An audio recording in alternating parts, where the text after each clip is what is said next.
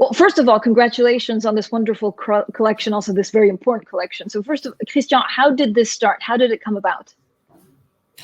Well, it came, now it's like slightly more than a year ago. It came from a bad story that everybody's been hearing about, everybody's been knowing about, which is some death, including one, George Floyd. And so after that, the turmoil that it went through, and that turmoil arrived at the moment where there was a COVID, and the COVID sort of, the lockdown of the COVID. So I think that most people, and I would include me definitely, were very affected by the death of George Floyd, and also affected in your day life because you were locked and feeling so much injustice, and not even being to be able to, you could only shout and feel terrible, but you could not walk. You could not do something, you could not extract yourself from your not comfort zone, because there was no comfort zone at this point, but from your zone, from your apartment, from your house, whatever. I think that the mix of all of this made what happens. I was looking at Idris completely by accident at Idris Instagram and Sabrina, and they were talking to about Dometi. So I listened to that. I listened to their conversation, the three of them, to all the questions that I wish, I wish there was even more, but it was 2 hours and a half or something like that. And so listening to them, I felt really in a lot of empathy, but also really proud of counting Sabrina and Idris as friends. And so the day after, I called Idris, and we started to speak. And I say, I think we should do something. Sabrina and Idris, what does this collection mean to you? Oh, I mean, it means so much. And I think Christian touched on two really important things. He touched on empathy, which is a really big theme for us in this collection. Walk a mile in my shoes isn't about walking a mile in mine or Idris's shoes or in Christian's shoes. It's about unlocking your own empathy and looking at the person next to you who might be going through something different, who might be a victim of systematic injustice, who might be, fighting a race struggle that you might yourself may not be a part of. But also about keeping the conversation going. I mean, when we started this conversation, as Christian said, George Floyd had just been murdered, and we're releasing this a year later, and we're still seeing victims of these injustices. So it's really important to have a conversation that continues, and for people to reflect on themselves about how they can contribute and what they can do to be innovative in ways to support this cause. This collection for me means, that there are various ways to contribute. We're talking about, a luxury item, but we're talking about the intention. We're talking about that there are ways that we can be innovative in the way we contribute to a conversation, to a movement, and we certainly believe that the way that we've done this benefits people in a way that we couldn't do ourselves. We all know that when there is a news cycle, everybody's in and it's on the news, and everybody feels like they want to do something, but then it will die down. We're hoping that when people put a value into their contribution, that conversation can continue, and people realize that there are different ways to be able to act.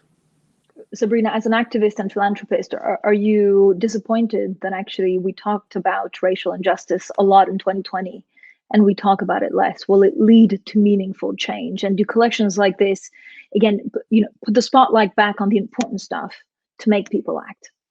I think that's interesting because I'm 33 years old as of a couple of weeks ago, and actually when we released the collection, it was my birthday. But I've been a Black woman my whole life and haven't seen this conversation at the forefront. So I think to someone who looks like me, I'm not surprised that the conversation hasn't continued with the same force and power that it did last year. So it's a little bit expected, but I think what people are starting to see now is the power of coming together for a cause. I mean, this was a global outcry. This wasn't just an American problem, and people realized that very quickly when you saw protests spring up from South Africa to, UK to America. So I think what people are realizing now is that there is an urgency that needs to be had around this conversation because the world is fed up.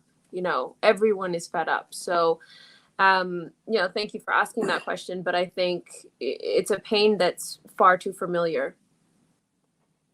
Christian, can chief executives and luxury companies now afford to actually not have a point of view on things like racial inequality and racial injustice?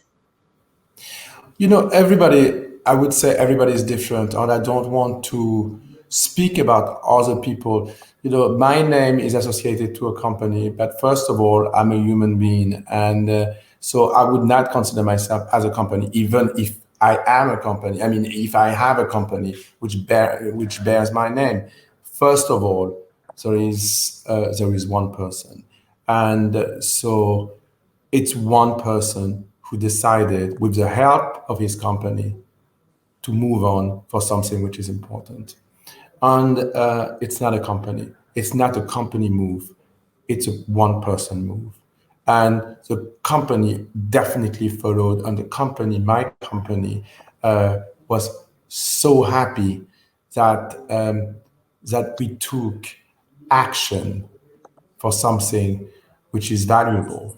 For me, it's difficult to speak about other companies because, first of all, people do whatever they want. And I'm not there to judge anything, any move of people, of company which are different. And I'm not even interested. It's really, it's a human being who is first there, not a company. But I think that as a human being, I felt responsible. But hopefully, Sabrina, this also leads, and Idris, this leads to meaningful change, because without meaningful change, then it's difficult to actually make a difference. I don't know how you see meaningful change. Like, how do you define meaningful change? Yeah, I think, for us, it's been through conversation with friends and seeing people understand and engaging people in conversations they might not have been engaged with. And we see steps towards justice and steps, we're speaking, what is it, only a couple days now after the verdict for Derek Chauvin. And I wouldn't say that was necessarily justice, because justice would have been George still being alive today, but there's progress and there's steps in the right direction. See these conversations as part of solutions, these conversations as part of forum of, we are going to find a solution for the problems that we've seen before. That's meaningful change, In our way, this conversation, benefits others by solution. The 5 charities that we have chosen to work with and be the beneficiaries of this movement are now going to be able to challenge, use solution-based help. Hey, thanks for watching. For more stories like this, be sure to stream Bloomberg Quicktake 24/7 for free at any of the places down below. Get live coverage, interviews, documentaries, deep dives, and so much more on the stories that you care most about. And don't forget to hit the follow or subscribe button on Twitter, YouTube, Instagram, and Facebook.